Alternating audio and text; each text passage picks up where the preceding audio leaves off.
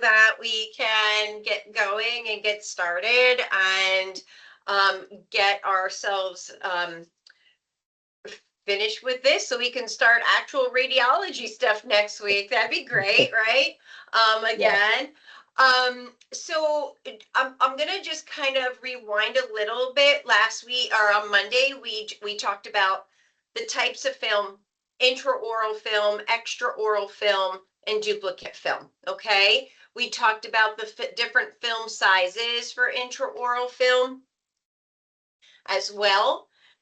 And hey, Gerline, we talked about types of film sizes for both intraoral, extraoral, and duplicating film. We spoke about how duplicating film is processed or how we use duplicating film and the sizes of that. We talked about composition of the film itself, how it's stored, which is what we ended on, and what is on the labeled packages. Okay, so pretty straightforward, right? Right out of the PowerPoint, nothing crazy. To just finish that last slide and get into what we're up to tonight, which is processing film. How we want to store film is we want to store it in a range between 50 and 70 degrees Fahrenheit with a humidity level of 30 to 50%. We can put it in a refrigerator, which would be perfect and ideal. Of course, not in a refrigerator that we put our lunches in. Of course, we want to make sure it's a separate supply refrigerator or somewhere out of heat, out of sunlight, and is like a dark storage type area. Okay, just as long as it's not getting afflicted with extreme sunlight and heat, okay, because that could damage the film. We also don't want to keep film that we're not using yet in our treatment rooms while we're taking x-rays because it can cause damage to the film. It'll expose it and then make that film not worth it. As well as expired film will produce fog film. And if we want to rotate the film stock, so every time we get new film and we're going to rotate stock, which we do all the time, right? Bring the old in, put the new in the back, and then kind of go from there. Easy peasy, nothing crazy with that, but that is essentially what we're thinking. Now, let's talk about processing, okay? So film processing. If you ever watched an older movie, it's so hard to relate, right? We're such in the digital age. We're like, what is film, for God's sakes, right? Like, what is this stuff that we have? Where do we get it? Like, what do we do? It's hard to imagine, but I know there are movies, and I know some photographers still develop their own film. So let's talk about what we need to use for that, right? So when I'm saying processing film, I'm saying we have to use a type of chemical or different types of chemicals in something like a dark room or a light protected area that we can process this film without exposing it to regular light, sunlight, overhead lamps, whatever the case may be. So it doesn't interfere with the sensitivity of the film. So that's why we have to be in a dark room. What? Lights are the same type of electromagnetic radiation that we actually get from an X-ray. So if we expose film to light, overhead light, it will blacken the entire film process. That also happens if we're taking photographs. If it's exposed to light, it does the same thing. So it's very similar to what that is. Okay, so let's look at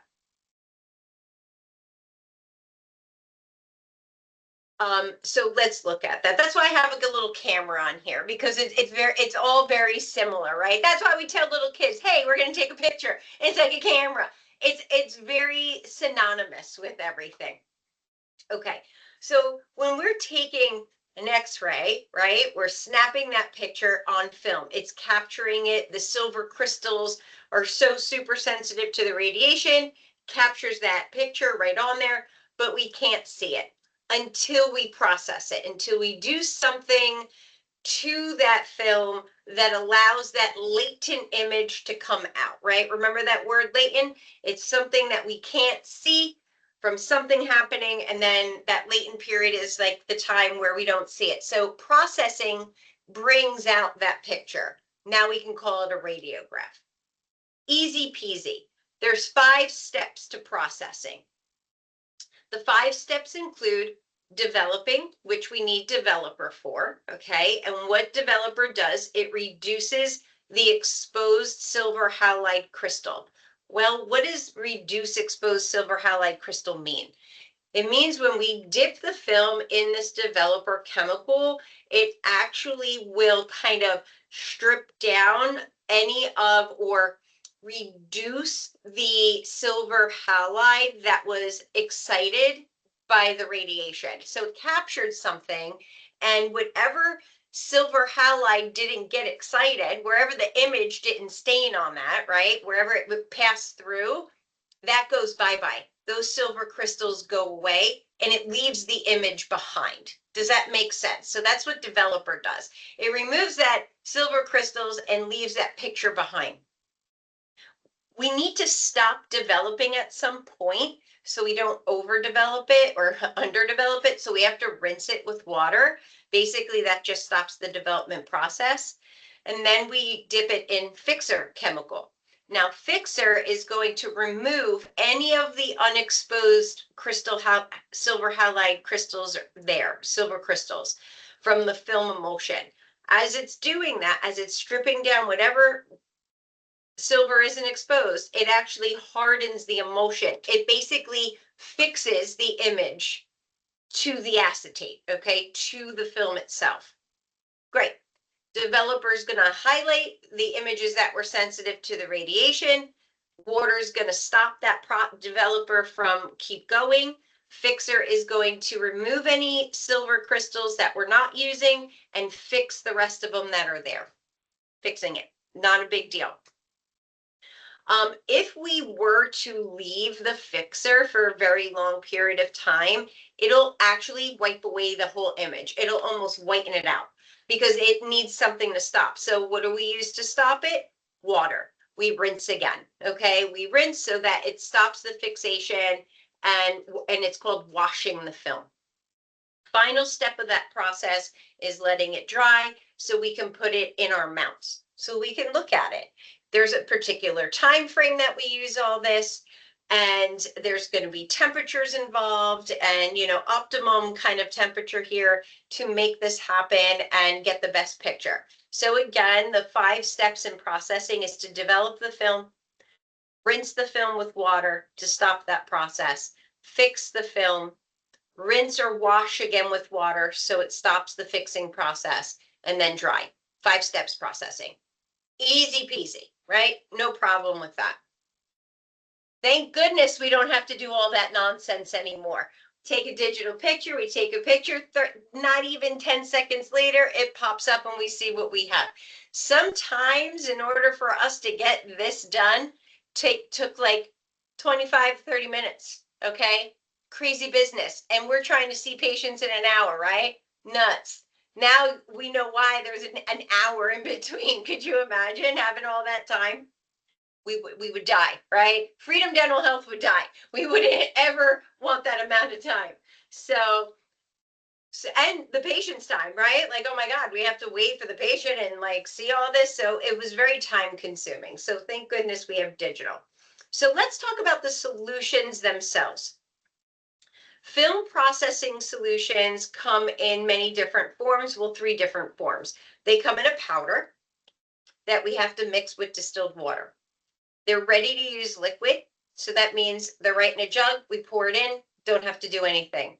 And then there's a liquid concentrate that, again, we have to mix with distilled water. Now, these are all used in different offices, but I'm going to say this. We always have to have apples with apples, meaning if I'm using a powder developer, I have to use the same brand, company, and powder for the fixer. So they come in tandem together, okay? So I'm not going to mix brands. I'm not going to use powder developer and ready to use liquid or any kind of mix match, okay? It always has to be apples to apples. Okay, make sense? Same to same. We always, now these are the bigger notes that we need. We always want to refresh the chemical, or we want to have the freshest chemicals available for the best radiographs. Again, we want to make sure when we process correctly with minimal errors, so we have no retakes of x-rays. Makes sense. So for replenishing daily, we want to replenish everything daily. Every time you use solutions, it evaporates. You're taking it from one thing to another. It's dragging liquid, it's splashing, it's doing its thing. So we want to make sure that we replenish that that liquid every day. We want to change the entire solution at the very least 3 to 4 times, 3 to 4 weeks apart. However, if you're taking more than 30 films in a per day, you're most likely the frequency is going to increase, because all those silver crystals and the emulsion kind of mucks up all of the solutions, and we'll get a really bad film, or it could make our x-ray not as clear, or leave it kind of weird. It looks like an oil slick on it. Okay, can't really have that. So at least 3 to 4 times a week, 3 to 4 weeks apart. However, if you're doing more than 30 films a day, you're probably going to have more frequent changes, like every other week or every week. Okay. Now, any questions with that so far? Sound good? Make sense? Cool. Pretty easy stuff here. Okay. Now, another big thing that we need to talk about is the dark room. What makes a dark room a dark room? A couple of things. What do we do in a dark room? It's going to be an area where we process films.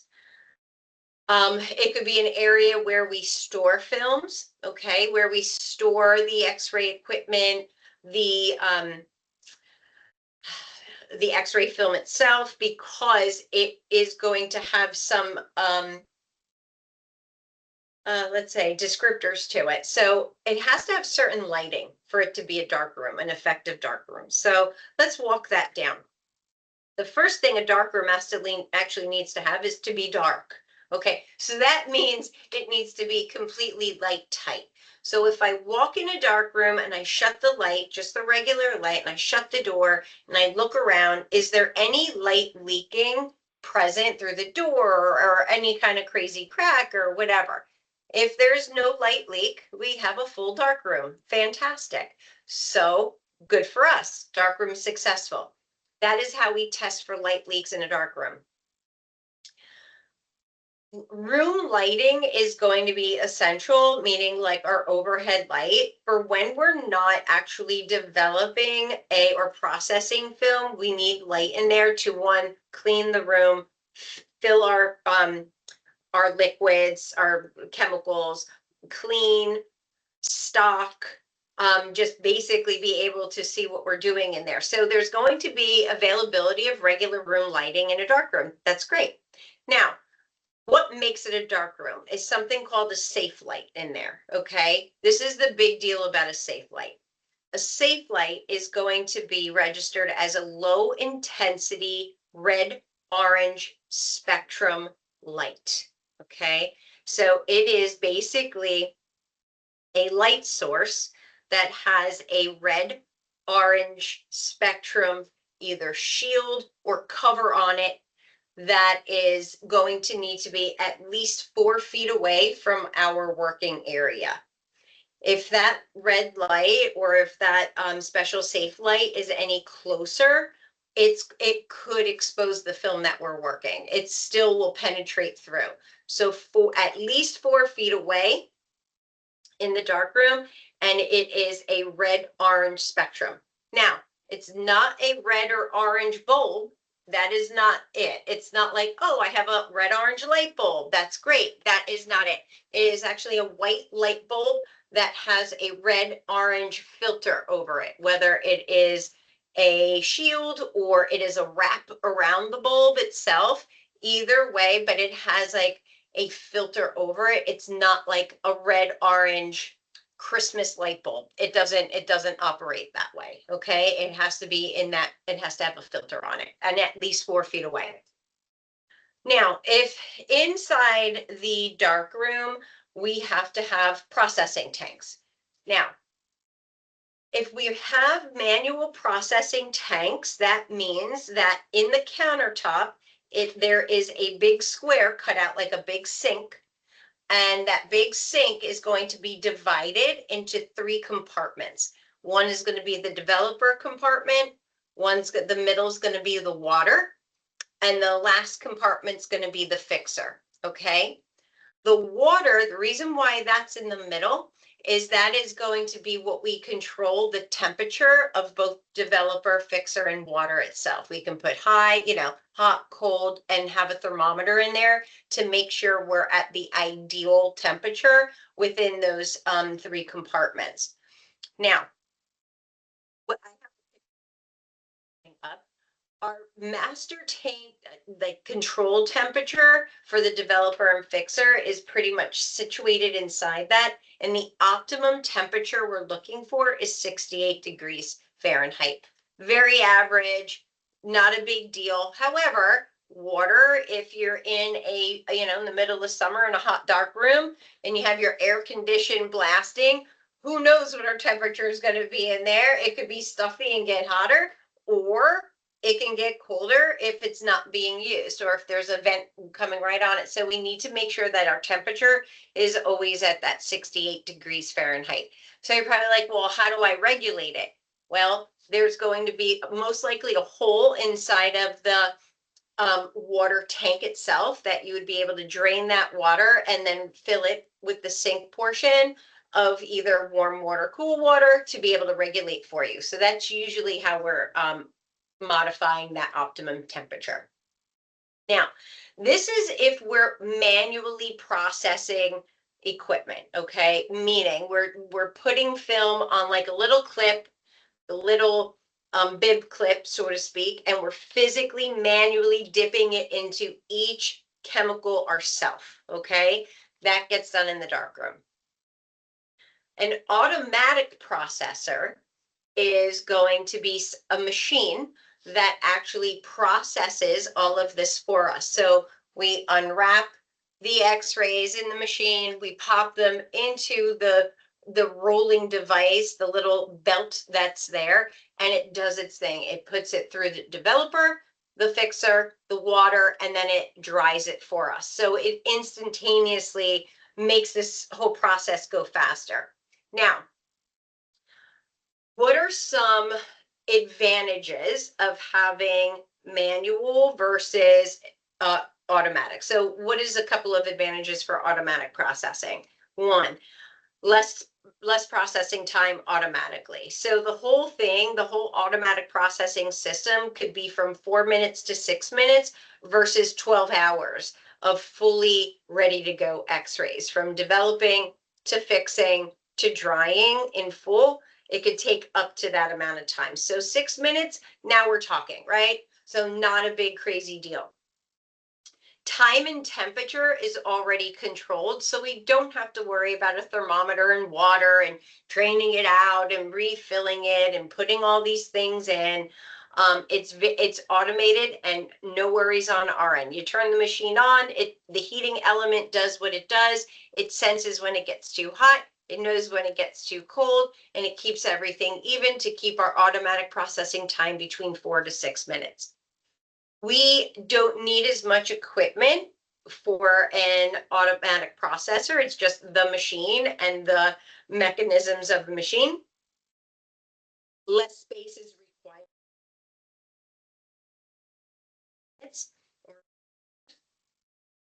Again, automatic processors.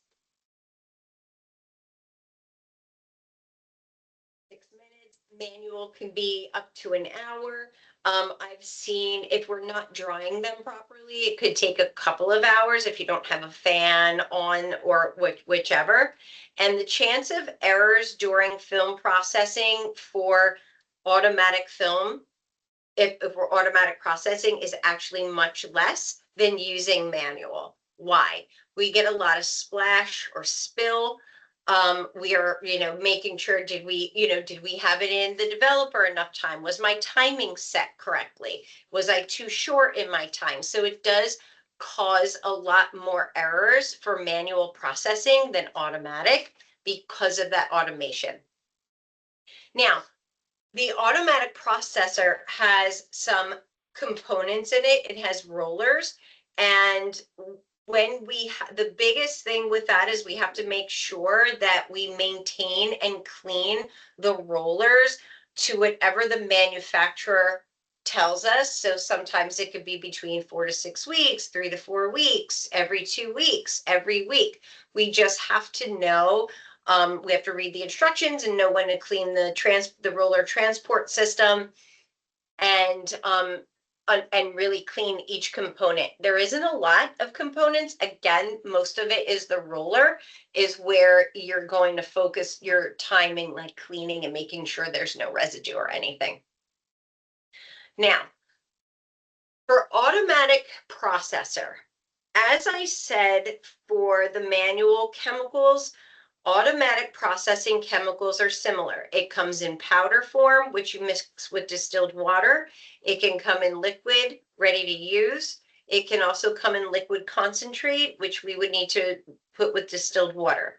Again, we can't mix automatic solutions with manual solutions. So it's always going to be apples to apples, oranges to oranges, okay? We're never going to mix and match, yet again, powder, ready to liquid. If you're buying one set of chemicals, you stick with one set of chemicals. You cannot mix and match them. And again, manual chemicals are going to be manual. You can't mix them with automatic. Why? Because automatic is so quick in that 4 to 6 minutes, those solutions are much stronger than the normal manual solutions because of the automatic processing. Not only that, is unlike manual, where you develop, then rinse with water, then fix, and then wash with water, your automatic system actually goes developer directly into fixer, and then last is water, and then it dries out. Okay, and then it goes through a drying cycle, rolls through that. So two totally different chemical situations. Automatic is developer. It's usually in a black container. Fixer is usually in a red container, and water is in a white container. I know I'm explaining what the containers are because crazy times, sometimes these exams will ask you that funny question of what order or what color bin is in an automatic processor. So black is developer, red is fixer, and then the last one, white, is going to be your water for the final, and then out the dryer it goes. Manual, different story. The whole thing's metal, so it doesn't corrode, and it's inside underneath the cabinet or inside a countertop with a cover that protects the solutions. So again, we always want to check the levels of solution. We want to check them beginning of every day. So we're always going to replenish every morning our solutions. Or if it starts to get down low, oh, sure, I can repeat the colors. So for automatic processing, the black is the developer. That's going to be the first chemical it hits. Red is fixer, and white is water. Black, red, white. Cool. Thank you. Thanks, Bree. So the levels of solution should be looked at every day and replenished. Sometimes you may look at it a couple of times a day if you're super busy. Yes, we're recording. Thank you. Automatic processor solution should be changed 2 to 6 weeks. If not sooner, again, depending how many x-rays. Rule of thumb, if you're taking more than 30 x-rays or processing 30 x-rays a day, you're probably going to be in that 2 week. Every 2 weeks, we have to completely take these chemicals out, clean everything, clean the rollers, clean the machine, and then redo the chemicals from from scratch, brand new. So we're always going to follow manufacturer recommendations carefully, but always use our judgment. If they're starting to look tainted, tinted, cloudy, or anything like that, you're like going to go, oh, I actually need to change these solutions. Is there any questions thus far with this? And then I want to talk about a couple of times that are important in manual, which I'll speak of once I'm finished through here. But is there any questions so far? No? Okay. Now, I have a whole section, a whole nother PowerPoint, which I'll send. I didn't think I would finish this up that fast. Processing errors. There's 4 different processing types of errors that we're going to look at in a moment. There's going to be a time and temperature error. So if we're if we're manual or automatic, if our time is off, if if we forgot a bunch of films that was only supposed to be for 5 minutes, we left it in for 10, it's going to be a problem. If we're supposed to leave it for 5 minutes and we took it out in 2, that's a problem. So that's time. If any of our chemicals are highly above that 68 degrees, which is optimum, we're going to have a problem, right? It's that temperature is going to affect our developing. Any chemical contamination errors, such as I drip developer in my fixer, I drip fixer in my developer. There's when I'm dipping from developer into water into fixer, is that water going into my fixer? Is it splashing in any of those to dilute the chemical so it's not as effective or strong? That can affect what my quality of my radiographs look like.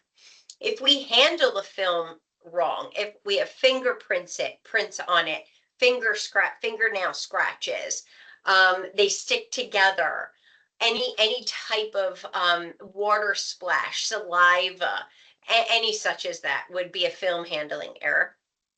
And a lighting error would be, well, it exposed to light and we didn't mean to. Maybe there's a light leak in our dark room. Maybe our safe light is too close. Maybe the filter, the red light spectrum filter, is ripped and a little of the white light came out from there, and we have a little lighting error there. So that can be any of the above.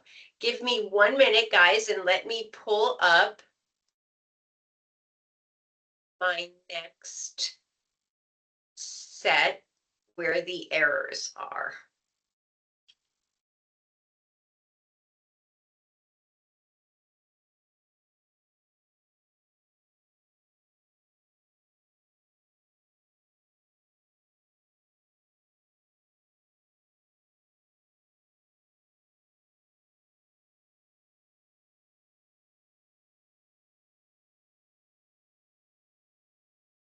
Sorry, guys, 1 second.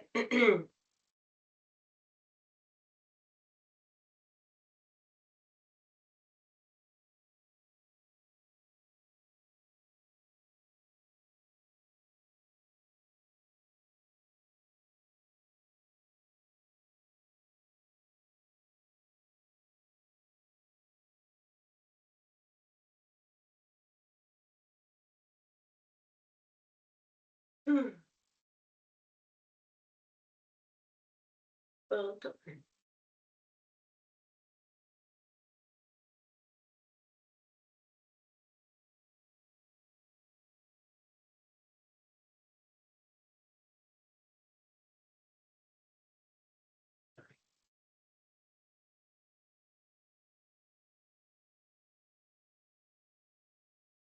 here it is.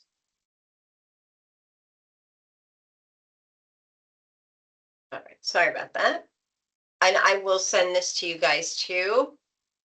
Okay, so these are what processing errors look like.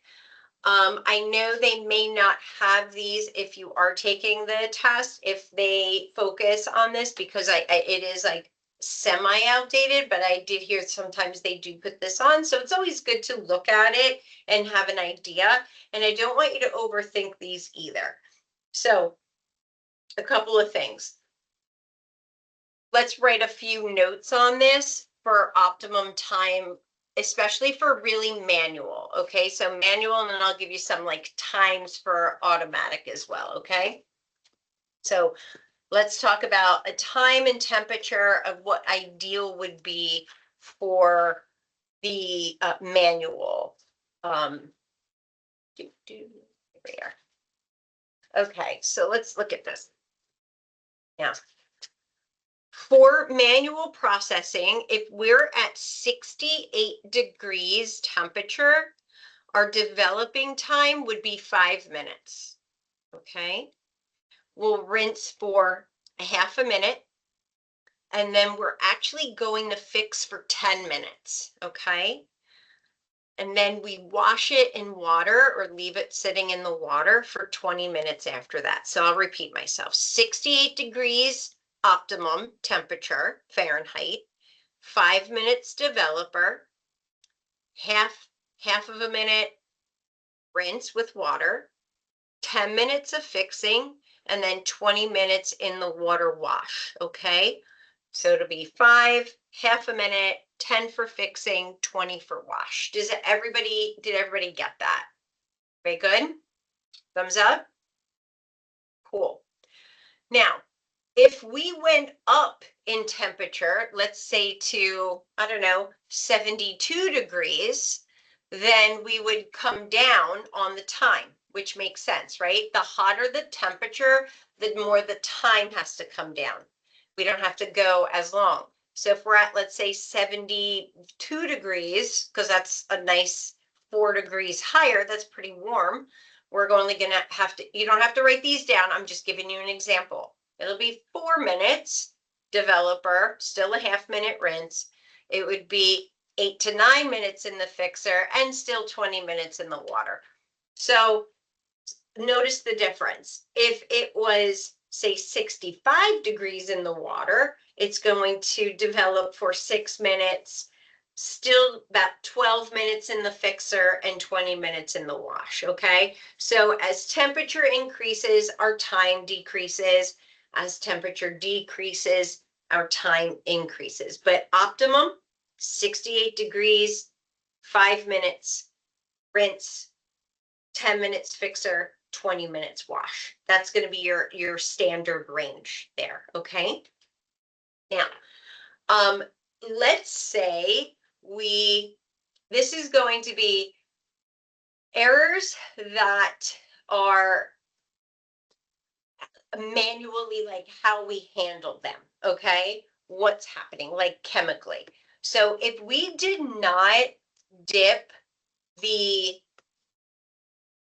X-ray in the developer all the way, let's say you never replenished the chemical and it cut off, this is what it would look like. We would get a white space where the developer did not hit and nothing went through. It would just fix it clear. Okay, so literally developer cutoff is what happens is that we did not have developer all the way through. What could be there is film removed from developer too early.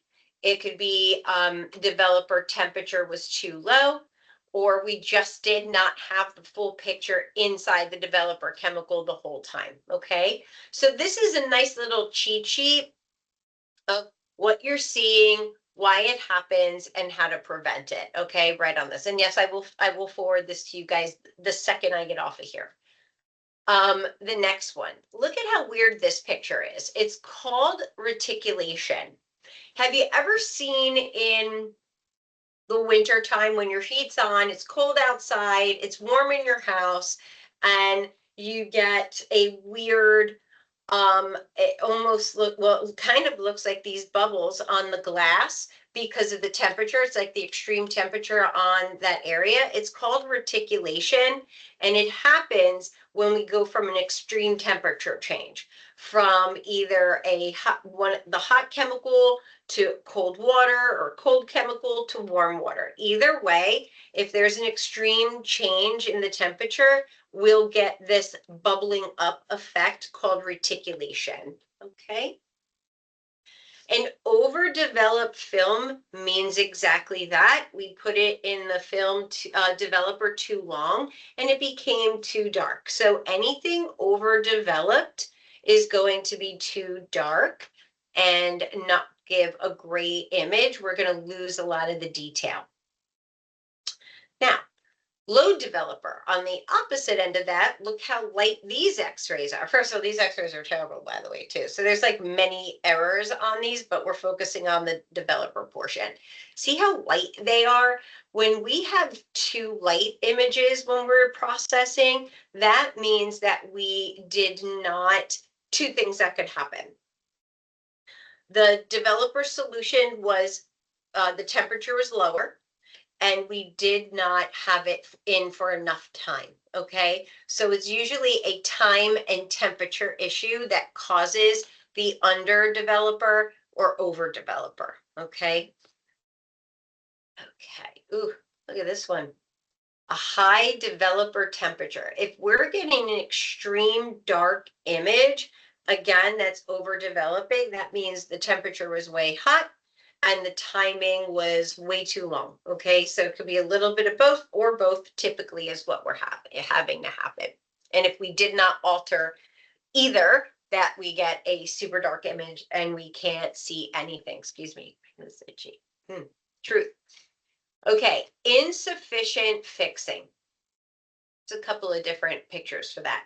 When we have insufficient fixing, that means that it could be two things. We could get a really dark image on it, or we didn't have enough fixing, it would show dark because the developer would still kind of keep going here.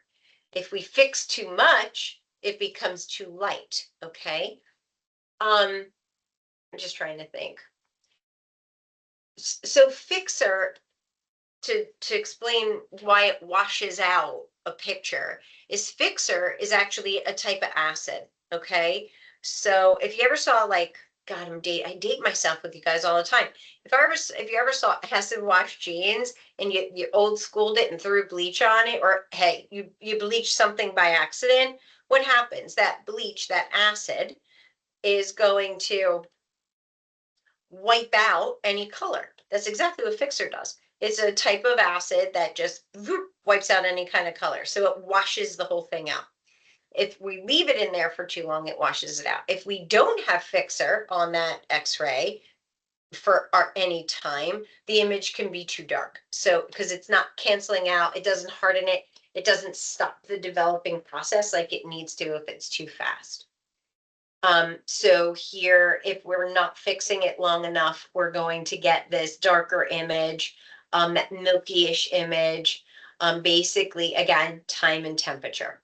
Now, see where it says developer splash? That's what it would look like if we contaminated fixer here, okay? So again, if we had spilled developer and the fixer and developer, all of that. Once the solutions are diluted with any which way, those x-rays become very vulnerable and a lot of things can happen. So when contamination of any chemical happens, we typically get a yellow, a brown, a black, or a white stain, depending on what it is, okay? A discoloration of film, and a fingerprint's going to be our manual error. We'll talk about that in a minute. So splashing chemicals and improper handling here. How do we prevent?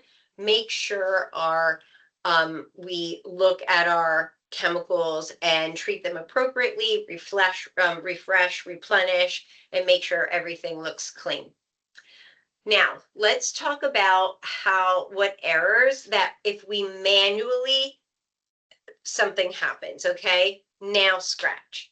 We're opening up the film package. We're going to put the film on our bib clip and our fingernail scratches it. If the fingernail scratches it, it takes off all the emulsion and the silver halide. So even if we had a picture, a latent image on there, we just removed it. So we're going to see the scratch as a white line, okay?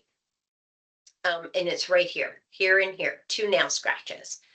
They usually look like a crescent shape too, like the shape of your nail, or it could literally be a line. Now, this one, if you can see right here, it looks like static electricity right here. Do you see that? Okay.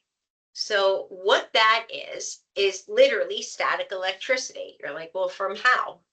If you open up the film packet super fast with between the lead inside, the vinyl outside, and the paper, it could actually cause this static electricity, which will cause that kind of, shock that goes through that design in here. It almost looks like a weird root that's going sideways, but it really is static and it's happening during your film packet. So just go slow and make sure you're doing okay. Now, these images here, this is so anytime developer spills on a film or splashes, or somehow you put it on the counter, it wasn't clean, and developer got on your x-ray before processing, that will show black, okay? So developer typically will turn any of the radiographs black, whether it's a splash, whether it's overdeveloped, or any such thing. It's the blackness that we're looking for. That's going to indicate that. And this is a developer spill here. Okay. All right, there's a lot of here. So here we see fixer spots. So the white, so fixer, just like I said before, acid, it looks like bleach spots. It whitens it out, it bleaches it out. This is the fixer white spots here, okay? These other darker areas, it could be water spots or developer. Very hard to tell in this picture, but it could be either one. I'm sorry, I can't be more clear, but when we're looking at water spots, they typically look almost like a ball, like a little bit, they'll have a little bit more grayness to it than the black of the developer. So that's how you can tell. This is just a really bad picture. I'm going to imagine that that's a developer spot because it's so dark in that one area. Water tends to look grayer and more like bulbous. Like it almost has a droplet effect on it, where developer, when it spills, it like splashes and it shows like a weird shape, just like this fixer spill. Okay, it doesn't like sit in a like water suspended into it and into like an area. So fixer spots equal very white spots here, and water spots look grayish. Okay, cool. Now, I just put a picture here of what a tank and a counter would look like. You have your developer solution in here, your water's in here, your fixer's in here, and this overflow valve is where we drain out the water. And then you typically have like a faucet that's going to come in and you can fill up and temperature gauge the center by the water. So water is going to be your temperature match on that, okay? A couple of more, just 2 more pages here. So improper time and temperature, again, if we leave the film in developer too long, it becomes overdeveloped, too dark. If we do not keep it in long enough, it's underdeveloped and look very gray and light and undiagnostic for either one of them. Oh, cool, okay. So a couple of things that we have to make sure that we know when we're manually processing. We have to have a temperature gauge, and we have to have a timer that actually ticks and not on our phone or our watch, and has an alarm that stops us so that we know where we are with the timer. Because that can get kind of crazy if you're in a dark room and you can't see a timer or no, and you can't turn your phone on to see because that light can affect your x-rays, believe it or not. So kind of odd that, you can't use, electronics in there. You have to go kind of old school. Again, for developers, 68 degrees is optimum. 5 minutes of developer. We're going to rinse really quick. fixers in 10 minutes and washes in 20. And then you're going to dry for as long as it takes to dry. It could be an hour, it could be 15 minutes. If we have a fan or something going on it that can dry it up. Again, for the dark room, we need it to be light tight. It's used as a storage. We have to keep it clean. We have to make sure there's cleaning materials in it. The X-ray equipment that we're using or the processing solutions can be held in there. The safe light is in a red-orange spectrum filter, and it has a regular white light inside the filter, but it has that red-orange filter. It has to be planted at a maximum distance or minimum or at least 4 feet away. So 4 feet and above from your working area, 4 feet is the most ideal, is where we're going with this dark room.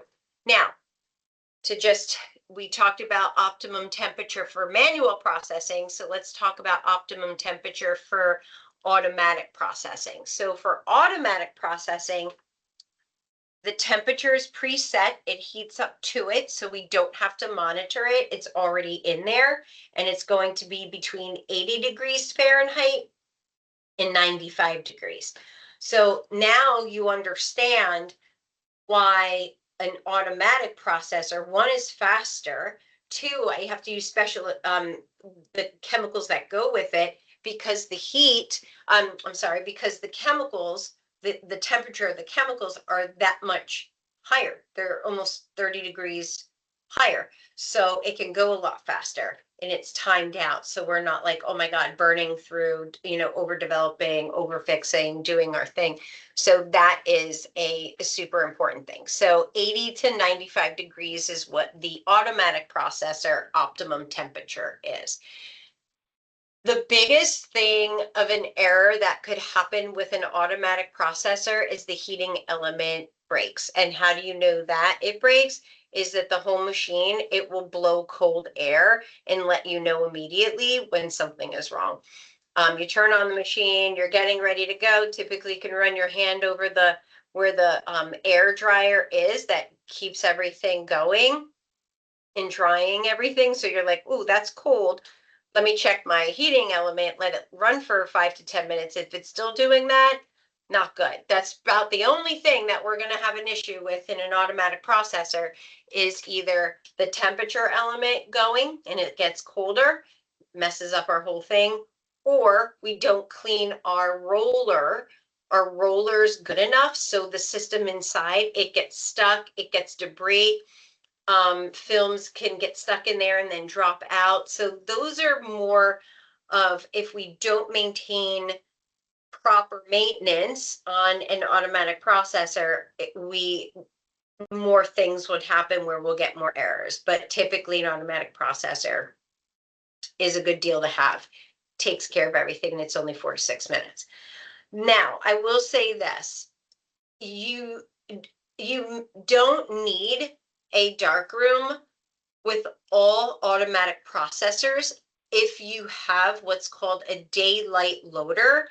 And all it is an attachment that has the safe light, the red light or red filter as an attachment to the automatic processor that you can actually take the films out in the middle of a hallway. You could take the films out in this hood that has this filter, the red-orange filter in it or on it, and you can process everything right there, so you don't need a dark room. So that's another advantage of an automatic processor is that it can be in the hallway and you don't need a dark room anymore. So that's a good thing, but you have to have a daylight loader, okay?